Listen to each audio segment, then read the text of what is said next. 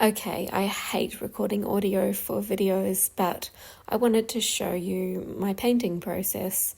So I'm just going to wing it. I'm just going to talk and hopefully this works. Earlier this year, I found this canvas on the side of the road and someone had already painted on it and obviously didn't like what they'd done. And it was a pretty decent quality canvas, so I decided to take it home and just see what happened. And I wanted to record myself because I've been thinking I should record my painting process more to sort of show you the crazy journey my art goes on. And with this particular canvas, because it was something I had found, I decided to not aspire to make some sort of high-end artwork, but to just take joy in mark making, in sort of putting one brushstroke down and then responding to it and so on, just seeing what happened. And in fact, that's actually often my style. Like I'm deeply inspired by all sorts of art movements like expressionism, abstract expressionism, stuff that is about the expression of the gesture has always delighted me. And I also, as someone who does like physical theatre and Butoh, I'm really interested in the way my sort of gesture of my hand and the movement of my body affects the brushstroke. So I'm always sort of enjoying and curious about that. And I'm also really inspired by the textures and movement of nature. But in the last couple of years, I've sort of what the fuck? Look, I can explain. Oh God. Okay, first of all, that's fluorescent paint and you should not be putting that on your body. It's quite toxic indeed.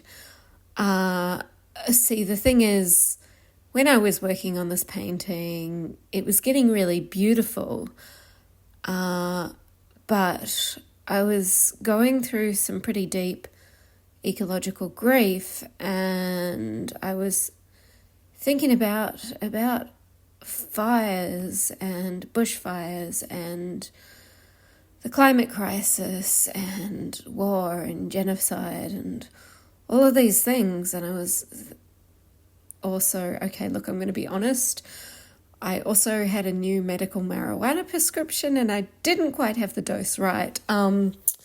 But I was sort of thinking about we live in this time of extreme disruption and change, and I was thinking about sort of art as ritual or art as process, and the sort of process of painting this thing I was growing attached to is quite a beautiful thing, and then just completely destroying it. So this is what I was in the process of doing, was sort of channeling trickster energy and just, saying don't get too attached to things because we live in times of dramatic change. And also my only tattoo on my arm is God is change, which is a quote from Octavia Butler, an amazing science fiction writer who wrote a book called Parable of the Sower, which I recommend everyone reads. She wrote it in the 80s and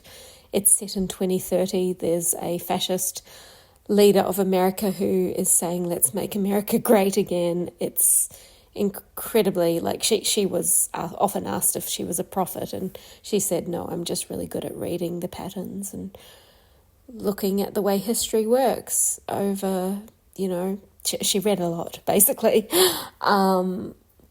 Anyway, so yeah, I was sort of thinking about how I can use gesture to create the sensation of living in a time when everything is falling apart very, very rapidly, when everything is changing dramatically and traumatically, when the beautiful landscapes I remember from my childhood, the coral reefs, the forests, all of these places are no longer, or they're in extreme crisis, and how we're all just witnessing these extreme weather events, these extreme terrifying times we live in.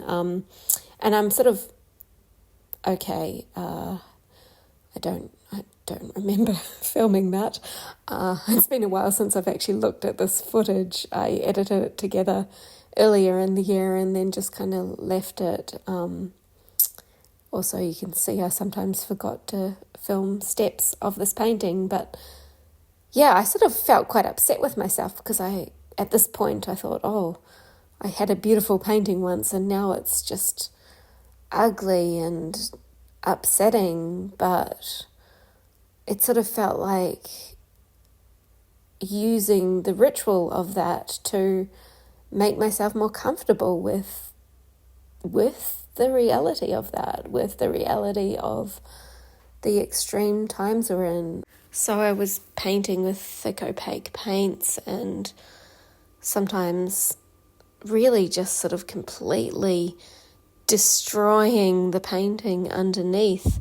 So you'd just sort of see little pieces of it, or I was bringing little traces through, sort of thinking about, the way seedlings might grow in the ashes, or new forms of fungi might grow in the slime. But also we sort of live in this time when things don't actually have time to grow and regenerate before the next wildfire. Like I knew someone who was studying how Australian trees have evolved to, have bushfires help them regenerate, except now the bushfires are coming too quickly for the seedlings to be able to grow.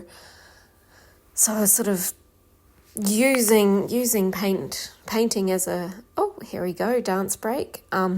Using a painting as a way to poetically confront the grief and the fear I feel when I sort of look at the news every day, when I see footage on people's iPhones around the world of absolute chaos and climate disruption and mining cracks in the earth and superstorms and all of that.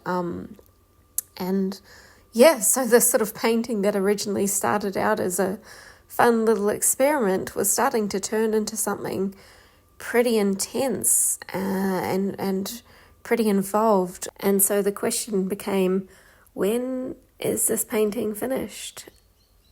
Because it just keeps getting more and more layered. And something I really like about it, which it's sort of hard to capture, you can only sort of see, is because some of the layers are opaque and some of them are more transparent. You can actually sort of see different parts of the painting if you stand at different angles. Anyway, I decided to do one last layer on it and then installed it in my dining room for the time being, so I see it at the breakfast table every morning. And I'm just going to live with it for a while and probably going to add more layers to it down the track. I'm not entirely sure yet. If you made it through this whole video, congratulations on still having an attention span. Thanks for sticking around. Let me know what you think.